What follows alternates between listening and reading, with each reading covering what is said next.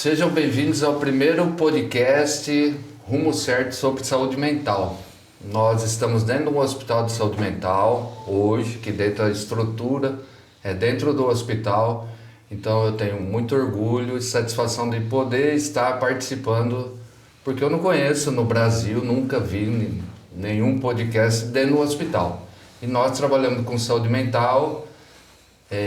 Eu trabalho há 25 anos, quase 25 anos, inclusive eu estou meio emocionado nesse momento porque as duas pessoas que fizeram parte do meu tratamento também, que eu sou um dependente químico, estão nessa mesa nesse momento, que é o Dr. Aurélio, professor, né, e o Wilson Silva, que foi meu psicólogo durante muitos anos, hoje meu amigo. Então é um prazer muito grande estar aqui nesse momento e falar para vocês sobre saúde mental, e o nosso foco hoje é a dependência química. Nós vamos falar sobre mitos e verdades sobre a dependência química. Olha, é um prazer para mim também estar com vocês, conheço vocês há muito tempo. Sim. Né? E acho que a gente tem muitas coisas para conversar. Eu sou Aurélio Melo, sou psicólogo, conheci o trabalho de dependência química já tem aí mais de 3 décadas, não é? É um trabalho que me encanta muito, me interessa muito, e eu acho que tem muita coisa para ser falada. Não por acaso esse título veio a calhar, né? Mitos e verdades, porque é uma questão da adicção, é uma questão muito cercada de mitos mesmo, não é? E eu acho que é muito importante, já de cara aí eu já parabenizo, né, a Rumo Certo. Também é a primeira vez que eu participo de um podcast dentro do próprio hospital. Interessantíssima essa experiência, né? Porque realmente é um lugar de discussão, não é? Então, muito obrigado aí pelo convite. É um prazer estar aqui. É um privilégio para mim também, né? Estar aqui com o Aurélio e com o Gonçalo, os dois meus amigos. Eu faço esse trabalho desde 1998. Eu conheço essa questão de saúde mental desde 1995, mas o trabalho efetivamente mesmo assim direto com as pessoas é desde 98. Então, a partir daí eu também fui me aperfeiçoar como professor, aí fui fazer pós-graduação sobre o assunto para ter uma segurança maior frente a esse fenômeno, às pessoas, e poder entregar um trabalho melhor. Hoje eu me sinto assim uma pessoa assim muito privilegiada no aspecto assim de ter muitas vidas dentro da minha vida. Então eu escutei muita coisa, falei com muitas pessoas, atendi muitas famílias. Então hoje eu entendo assim parcialmente do assunto, que ninguém entendeu esse assunto de uma maneira concreta 100%, né? Estou aprendendo até hoje. Porém, as noções são muito claras, entendeu? Do trabalho. E isso traz para mim assim, uma satisfação. Eu acredito que quando eu estou trabalhando, eu nem estou trabalhando. Então, quando você tem um trabalho que você não acha que está trabalhando, eu nem pensei que isso fosse possível, mas para mim é. Então, às vezes eu estou no consultório e deu o horário de ir embora, eu não estou desesperado para ir embora, está tudo tranquilo. E aí eu vou preparar minhas coisas lá para ir embora. Já te relatei isso, né, Aurélio? Sim. Falar, Aurélio, eu estava sem coragem de ir embora e tal. Então, eu fico muito feliz de estar aqui dentro de uma instituição. Para chegar aqui nessa sala, a gente passa abraçando, cumprimentando, conversando com pessoas que estão em tratamento aqui. E isso é um privilégio, né? Então, não só todo o laboratório para isso está aqui na nossa frente, como a segurança que a gente tem e propriedade em entregar e falar isso aí. Mas eu fico muito feliz de estar aqui hoje, né, Gonçalo? Então hoje, falando de mito, assim, o que você sugere de a gente falar de mito? Primeiro, é uma alegria muito grande estar aqui, né?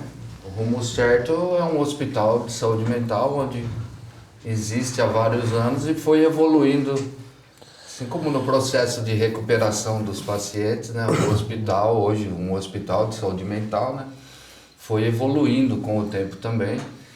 Tanto é que hoje tem até um podcast, um estúdio próprio para tratar do assunto. Sim. Famílias hoje estão carentes de informações verdadeiras, Wilson. Sim. verdadeiras, né? A rede social deu voz a muitas pessoas que nem têm noção do que nós já passamos.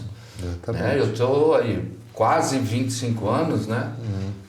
Diante do problema da dependência química, passei por isso, a minha família junto, né? Encarou todo esse problema. E quando a gente trabalha com isso, nós começamos a refinar, lapidar, né? Todo esse problema que é a dependência química, que nós chamamos de adicção, né? Encaramos assim, várias coisas que eu vivi na minha vida não era verdade. Né? Várias coisas que eu achava na minha vida não era verdade. Né? Era tudo mito. Sim. Então o que é um mito, né, hoje? Mudar de endereço. Uma coisa simples que a família acha que vou mudar de bairro, mudar de cidade. Fuga geográfica, né? A fuga geográfica que nós chamamos aqui, né, tecnicamente, né, Sim. nas palestras, reuniões, em atendimento. Vai trabalhar com seu tio lá no Paraná que vai dar certo. Mas a família coloca em prática isso. Sim. Até hoje, 2024. Sim.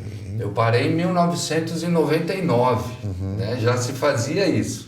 Só que nós estamos em 2024 e continua. O que você acha, você e o Gonçalo, Aurélio, sobre a vergonha da família? Qual que é o comportamento vergonhoso? Porque eles, diante da vergonha, eles mentem.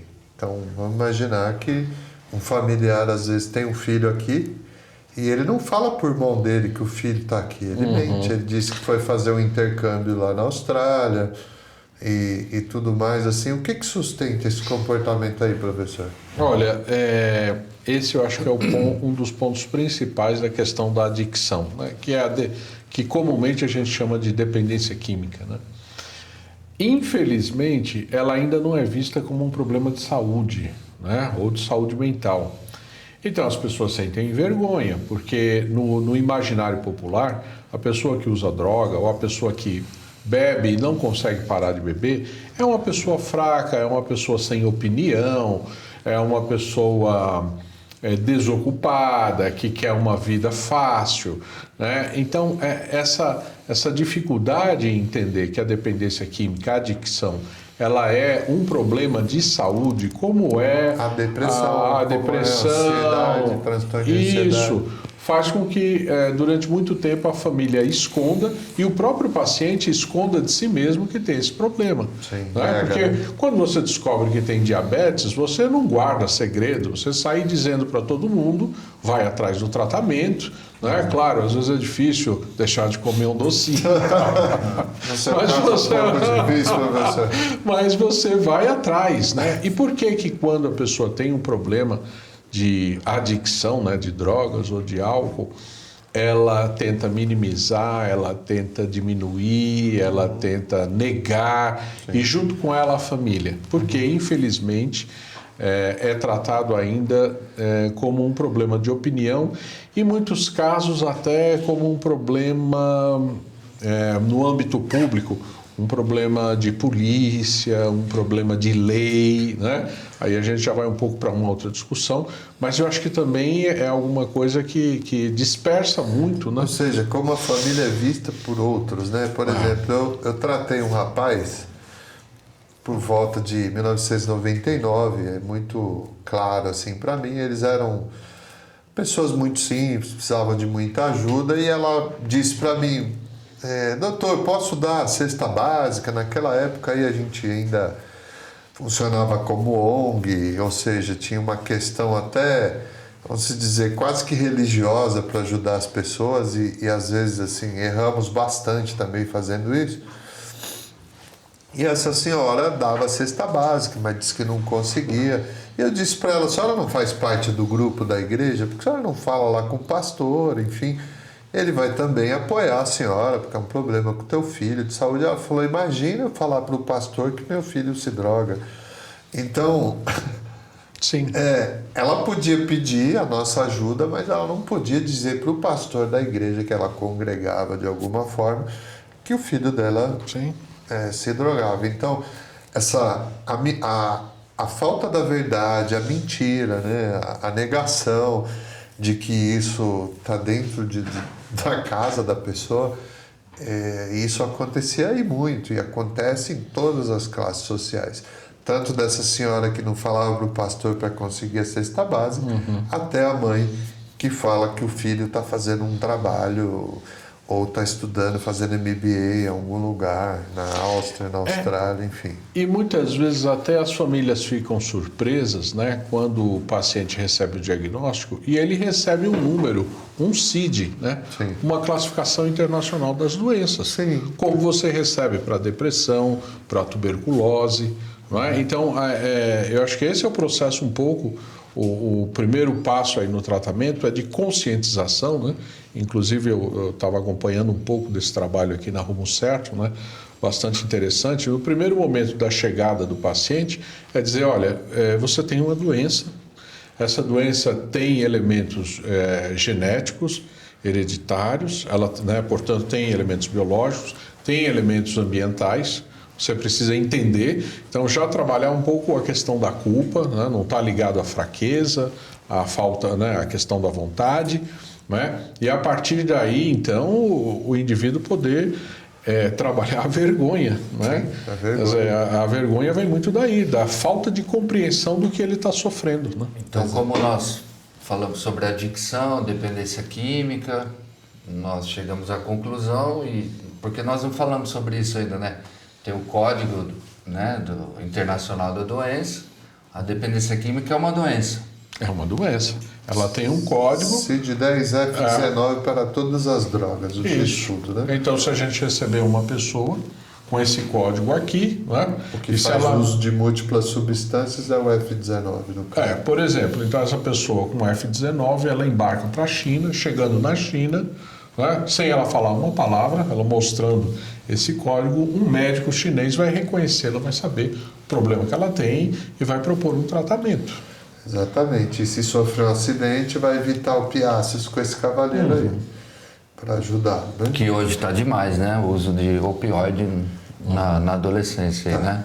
Tá muito grande. Eles gostam, né? Aqui no hospital vem chegando casos que há alguns anos atrás não se via, né? Porque o uso de drogas, na verdade, é uma maneira de deixar de ser você, né? Tanto com a farmacodependência, que a pessoa está esvaziada e preenche ali com a medicação, com a droga, com o álcool, ela faz uma troca do sujeito ali que ela fica bem naquele momento. Então, uma fala assim, tem uma pessoa muito importante que é dessa área da saúde mental, que é Maria Rita Kel, ela fala dessa questão assim do grande ser, né? Que a droga toma o lugar do grande ser que Freud dizia.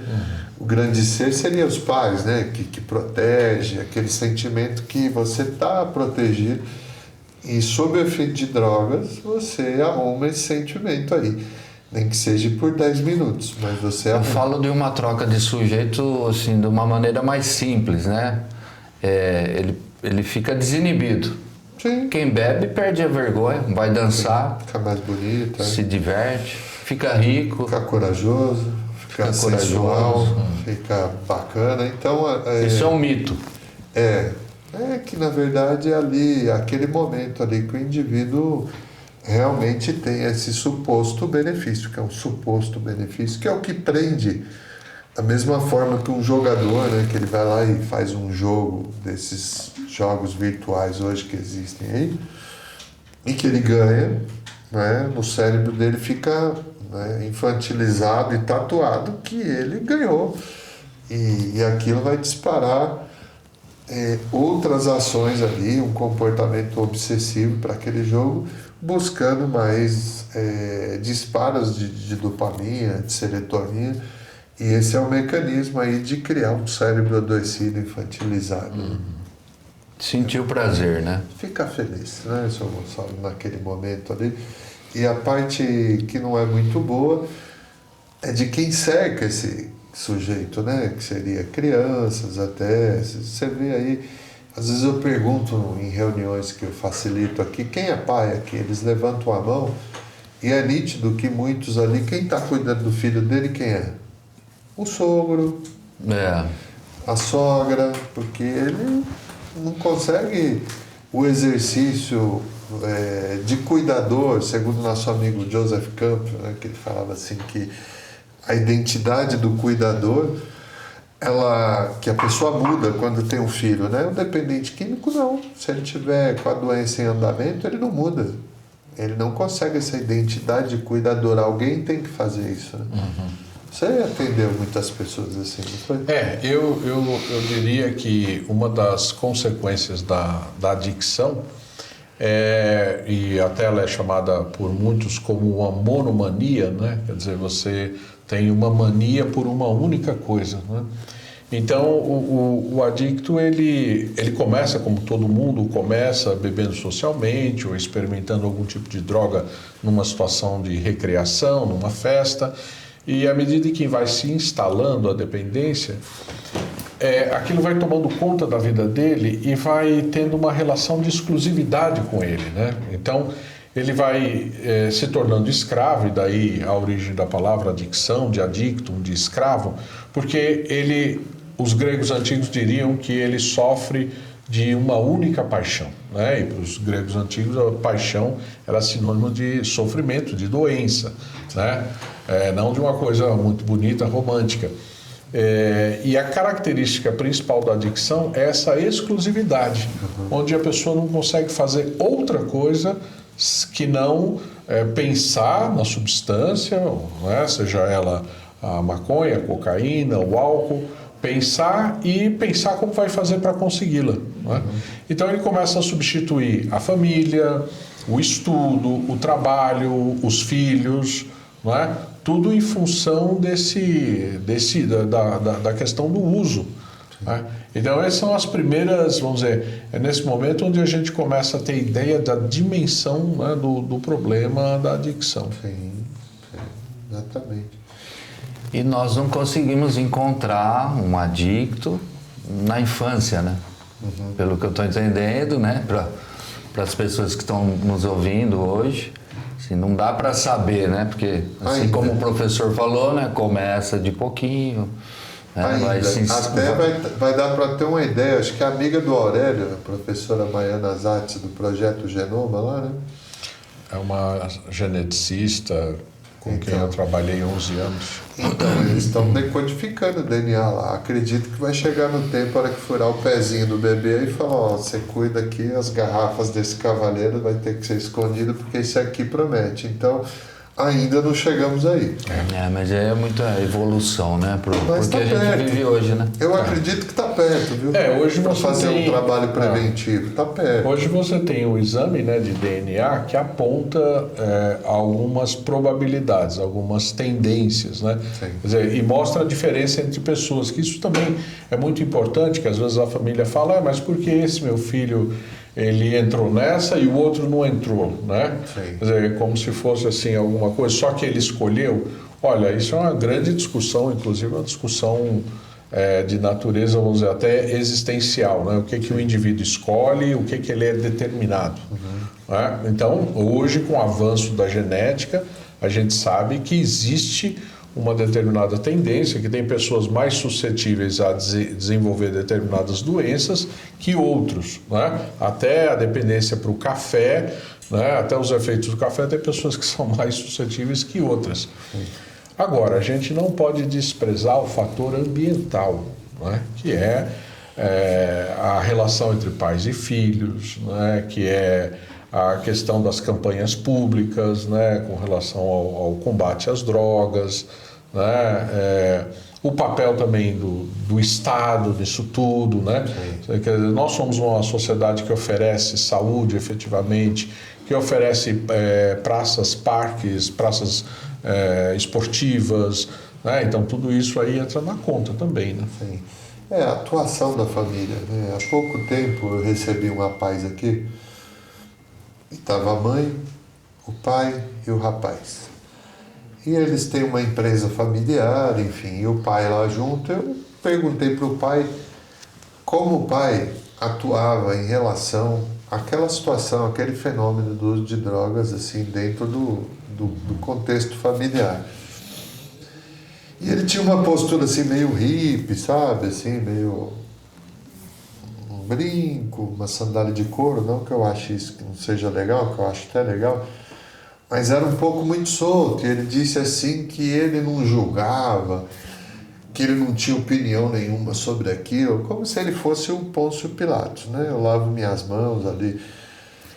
E eu penso, assim, como psicólogo e com um bom entendimento sobre psicologia do desenvolvimento, que ele sim tem que ter um julgamento, que ele sim tinha que ter uma opinião um pouco mais firme em relação àquilo que acontece na casa dele, não de repreensão, de ficar bravo e nem de maltratar o rapaz, mas sim de estabelecer alguns limites, porque não tem limite. Quando o indivíduo está adoecido, não existe limite. Ele vai indo, a coisa progride e todos são afetados. Então ele, como líder da família, eu achei ali uma postura muito tímida em relação à ação, a participação dele, né? Eu me senti envergonhado com a resposta dele ali. Eu também já não fiz mais outras perguntas, porque eu entendi rapidamente ali que ele era bastante submisso em relação àquele assunto e também não tinha nenhum entendimento, né? E não deu tempo de ajudar. Acho que o menino ficou 4 semanas aqui e a família tinha uma certa resistência a receber informações, principalmente o pai, né? É interessante você falar isso, porque a gente encontra um elemento comum, né, nessas figuras paternas que se colocam de maneira ausente ou superprotetora. Sim. Tanto nos dois casos, da ausência como da superproteção, você tem uma falta de limites. Sim.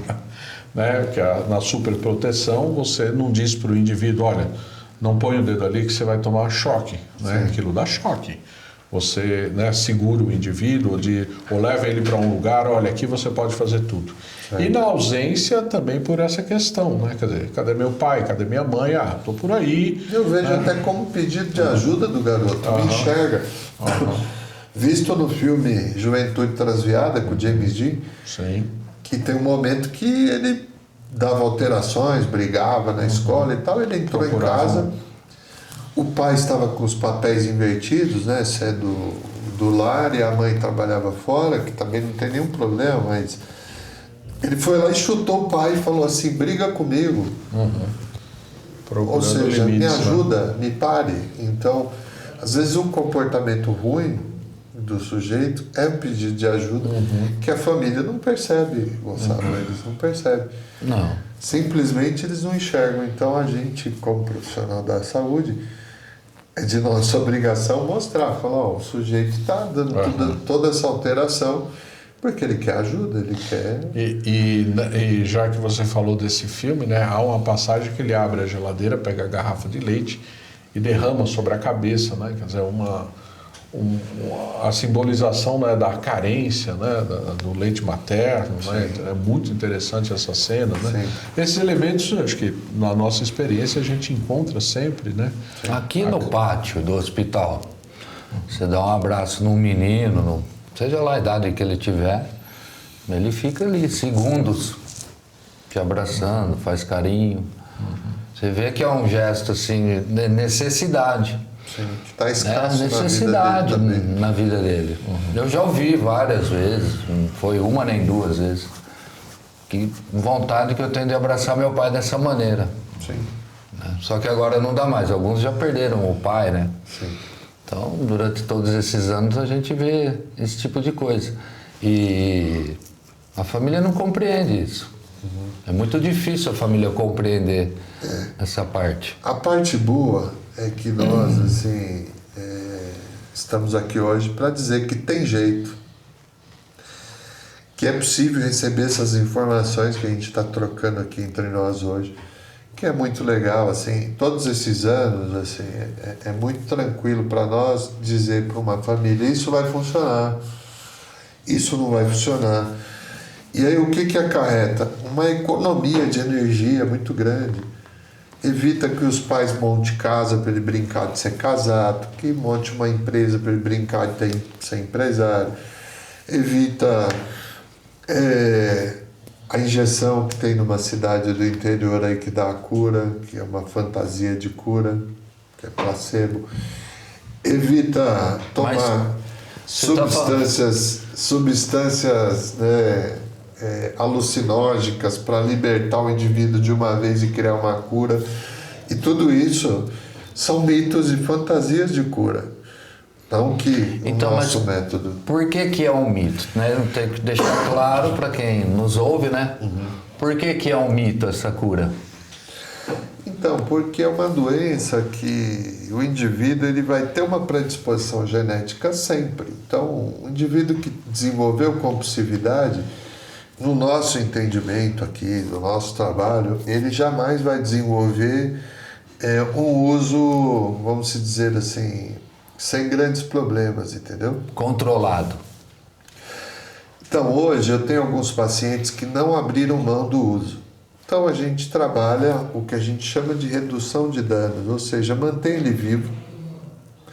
Só que para ele ainda, o indivíduo que vive assim, eu não encontrei nenhum que encontrou uma vida significativa assim, para o lado positivo para si mesmo, entendeu? Ainda. Então ele não abriu mão desse prazer da droga, vive recaindo, enfim.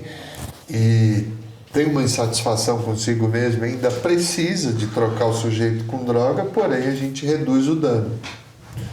E ele continua vivo, que seria uma redução de danos aí, e que serve para a gente não maquiar a situação, mas para manter o sujeito andando aqui em cima do planeta, entendeu?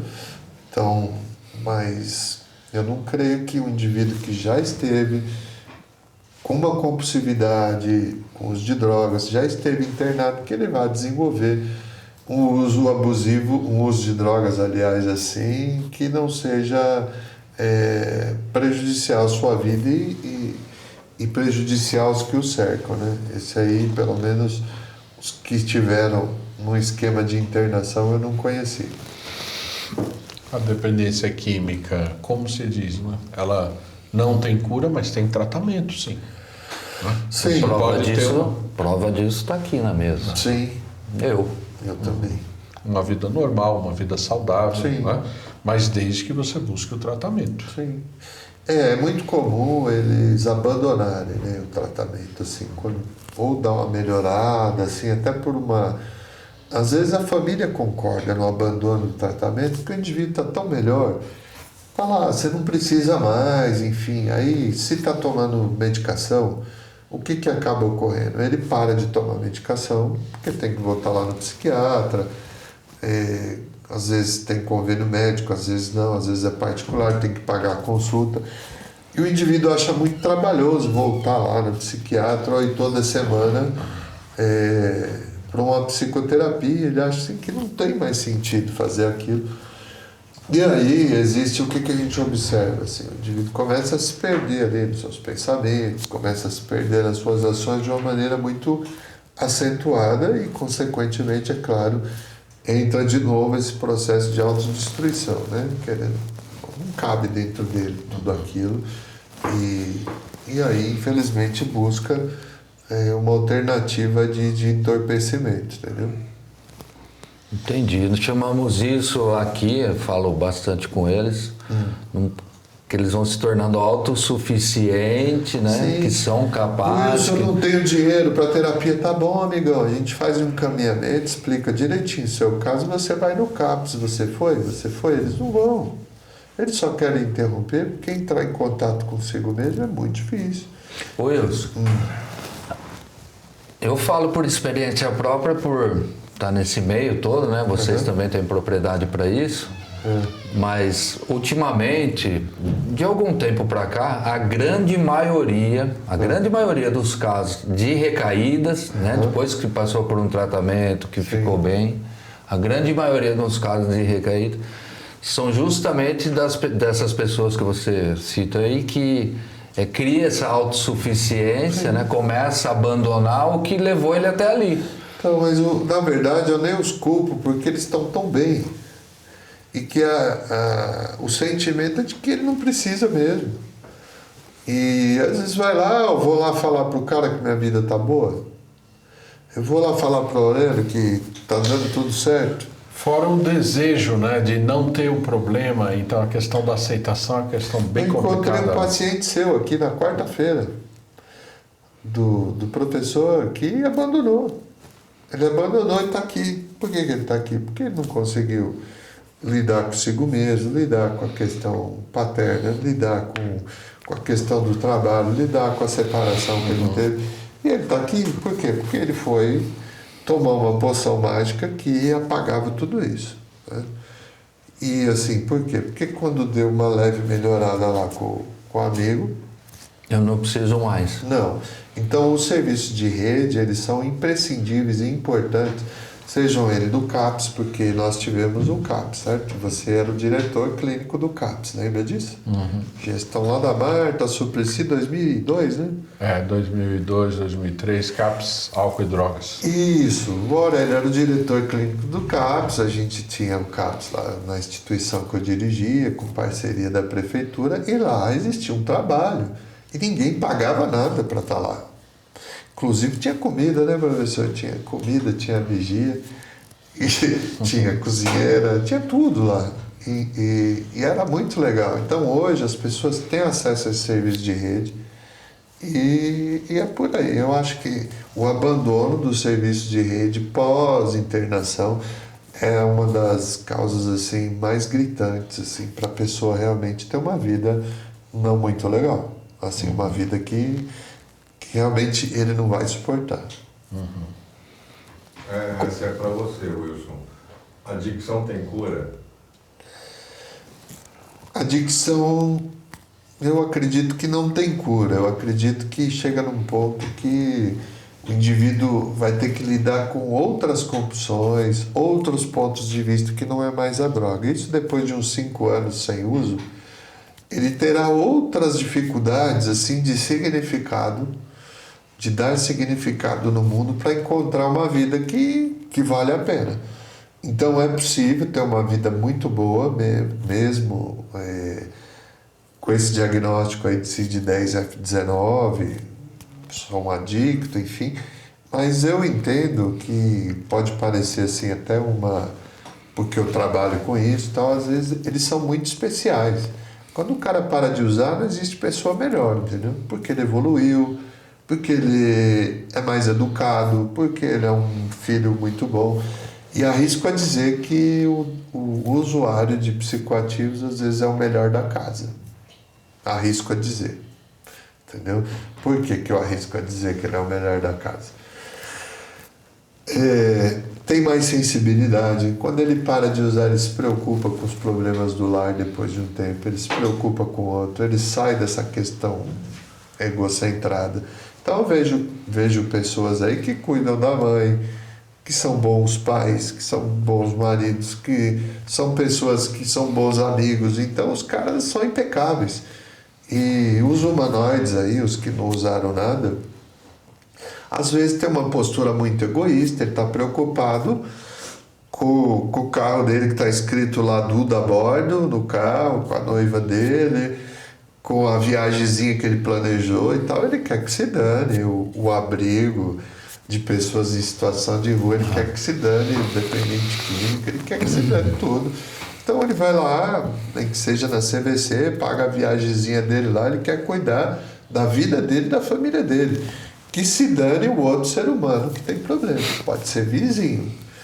Então, por isso que eu sou muito fã de um cara que está em recuperação, principalmente que está aqui na minha frente, né? O Gonçalo, que ele vive para cuidar de pessoas. Eu trabalhei 6 anos em abrigo, pessoas em situação de rua, que eu cresci mais de 1 metro com uma irmãzinha de 1,5 metro que chamava Irmã Madalena, no CAPS junto com você.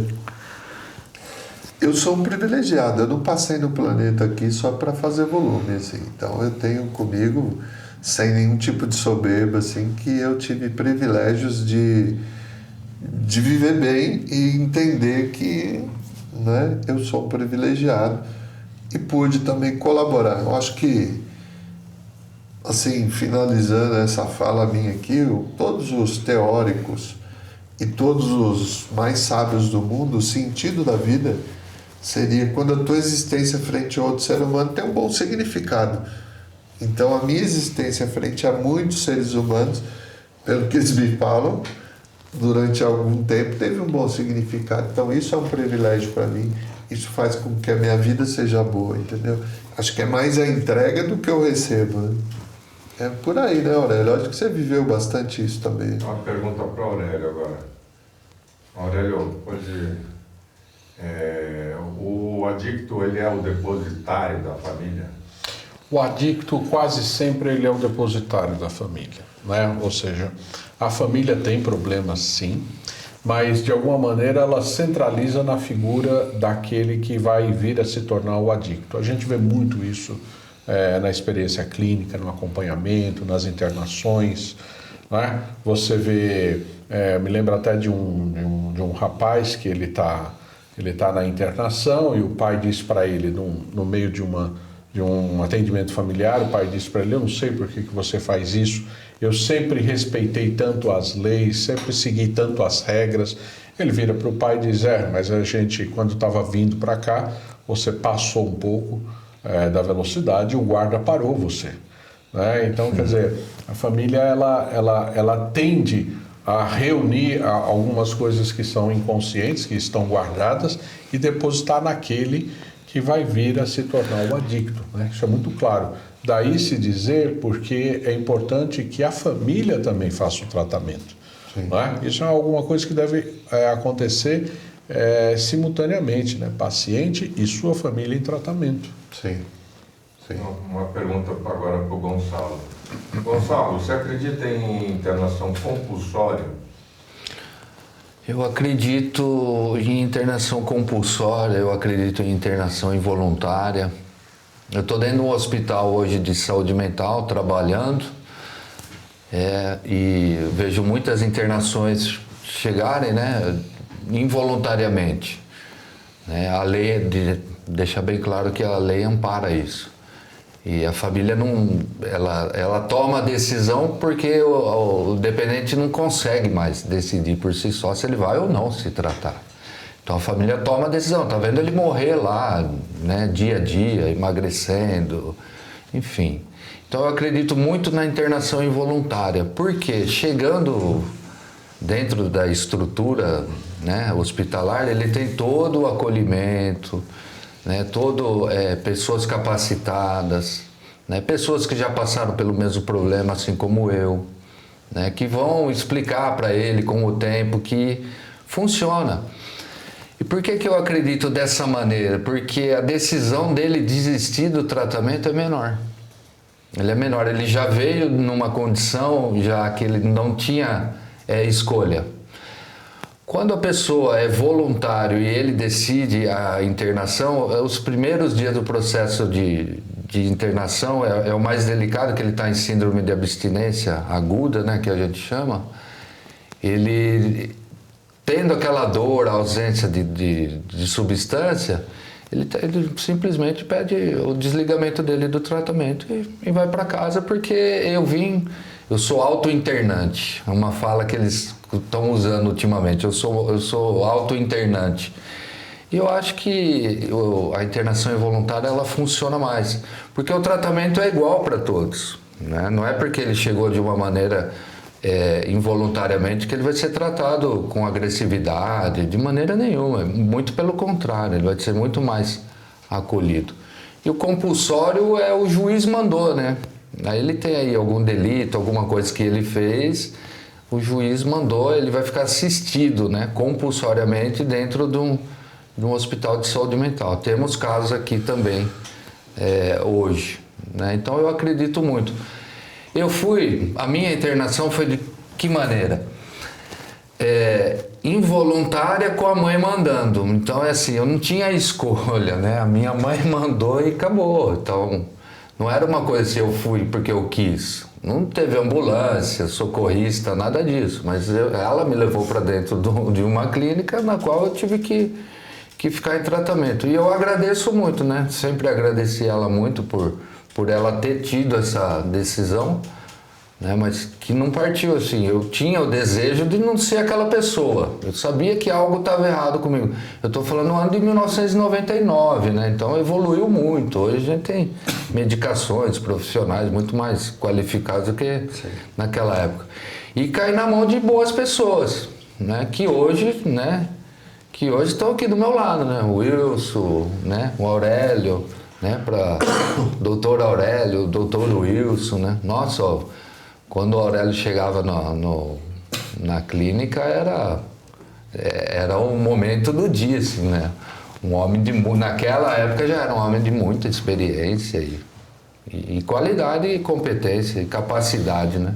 Qualidade de pessoa também. De tratamento também, né? Para mim foi fundamental. Eu acredito no tanto de vida, assim, que nós três, sabe? Nós salvamos sem saber também. Então, eu vejo muito, assim, leito hospitalar, porque a gente anda muito dentro de hospitais, assim, né? Ah, se não fosse o tal médico, ele teria morrido. Se não fosse o tal, né, ele teria morrido. De fato, o cara chegou num estado mais crítico fisicamente.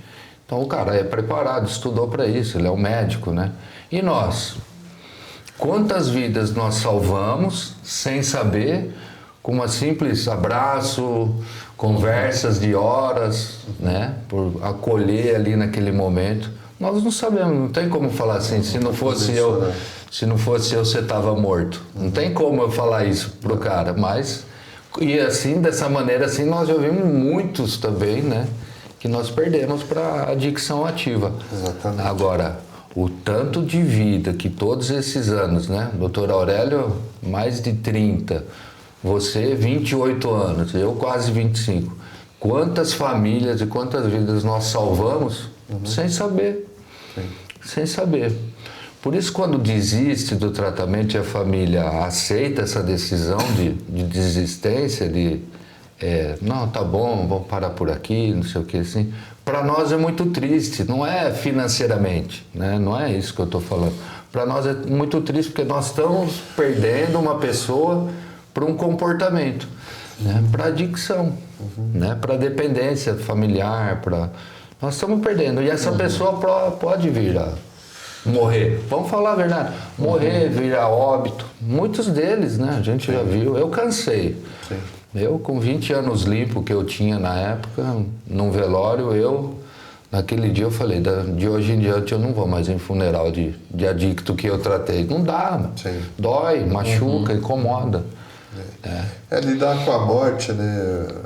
Essa finitude. Eu estava trabalhando na instituição, lá em Nazaré Paulista, e o pai de um rapaz falou: meu filho está pendurado aqui no lustre. O que eu faço? Eu falei: sua mulher já viu? Ele falou: não. Eu falei: então fecha o quarto, chama a polícia que eu, né, vou tentar ir aí, te dar um apoio e tal.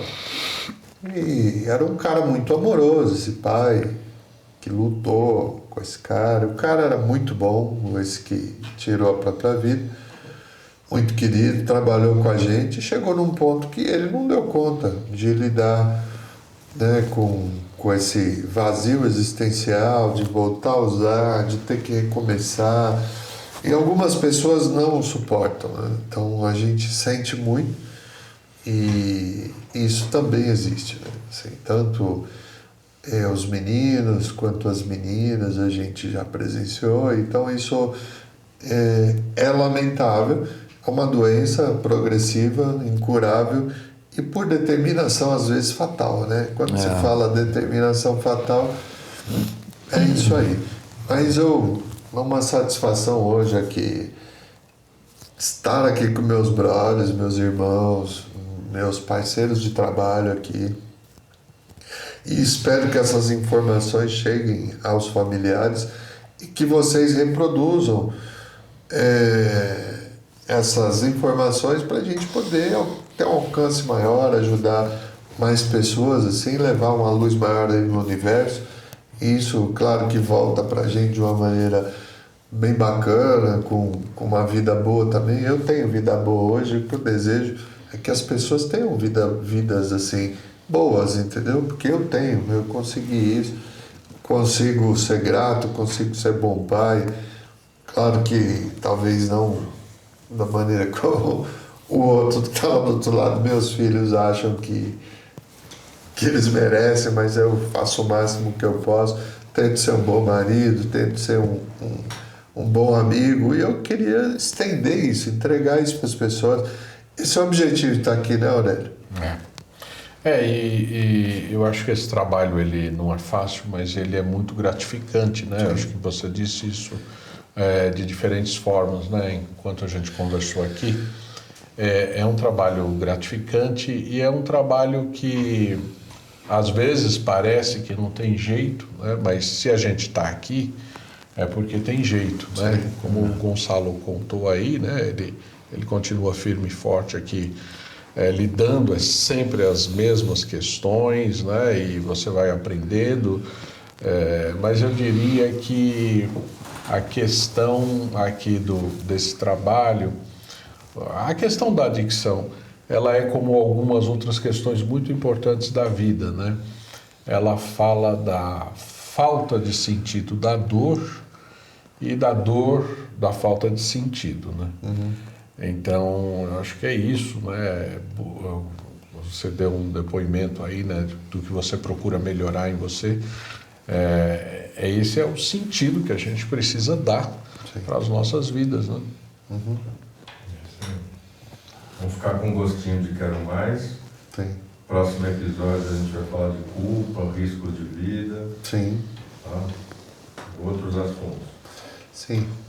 Tem um cavaleiro aqui que a gente vai tentar falar sobre o impacto da vida financeira do indivíduo na saúde mental dele, né? Então a gente parece ter um pré-convidado aí, que é o Ricardo Gomes, que ele é especialista em finanças e qual o impacto disso na vida, na psicologia humana, né? Assim, a segurança financeira do indivíduo, seja ela de um pescador até um industrial, que impacto tem isso assim na vida de uma pessoa. Então, espero que dê tudo certo de ele vir aqui. Eu e o Gonçalo vamos estar presente aqui. Se o professor tiver disponibilidade, será um privilégio. Eu quero saber o impacto financeiro. Como sair do impacto financeiro. Então, eu também. Eu não vou perder esse podcast. Ele vai me mostrar muitas coisas aqui nessa questão. Qual o impacto da minha saúde mental, da minha vida financeira. Eu estou sentindo, né? A gente sempre sente.